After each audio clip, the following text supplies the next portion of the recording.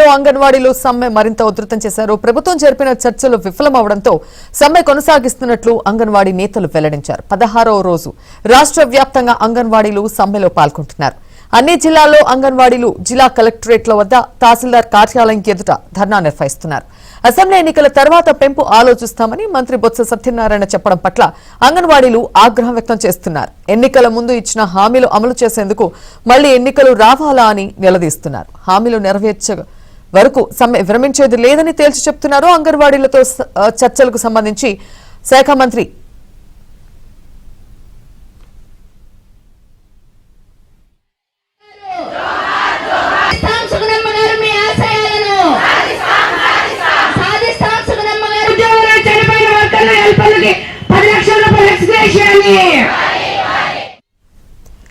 శ్రీకాకుళం జిల్లాలో అంగన్వాడీలు ఆందోళనలు తీవ్రతరం చేశారు. జిల్లా కేంద్రంలోని రెవెన్యూ మంత్రి ధర్మాన ప్రసాదరావు ఇంటిని అంగన్వాడీలు ముట్టడించారు.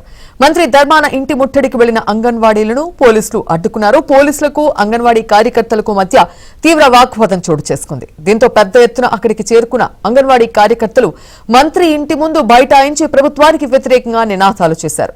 అంగన్వాడీ కార్యకర్తలకు పాదయాత్ర సమయంలో జగన్ ఇచ్చిన హామీలను నెరవేర్చాలని డిమాండ్ చేశారు. ఎండలో మేము ఏసీలో మీరా అంటూ అంగన్వాడీ నినాదాలు చేశారు.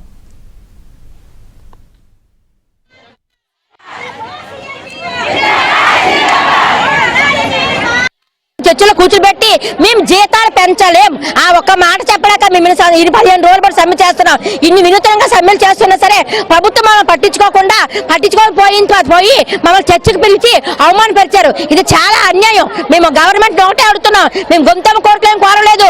అంగన్వాడీ కనీస వేతనం 26,000 ఇవ్వమని చెప్పాను. అంగన్వాడీ కనీస వేతనం 26,000 ఇవ్వాలి. అంగన్వాడీ గ్రాడ్యుయేట్ అమలు చేయాలి. సుప్రీంకోర్టు గ్రాడ్యుయేట్ అమలు చేస్తే లేదు మీరు జీవో మళ్ళీ కోర్టు ఇచ్చిన తీర్పుని మళ్ళీ కోర్టు నుంచి ఎక్కడి నుంచి తీసుకొస్తారు? అదేమన్నా సభవేళ మీరు ఏం మాట్లాడుతున్నారు, ఏం చేస్తున్నారో తెలుస్తుంది. ప్రభుత్వం గుర్తించకపోవడం చాలా సిగ్గుచేటు.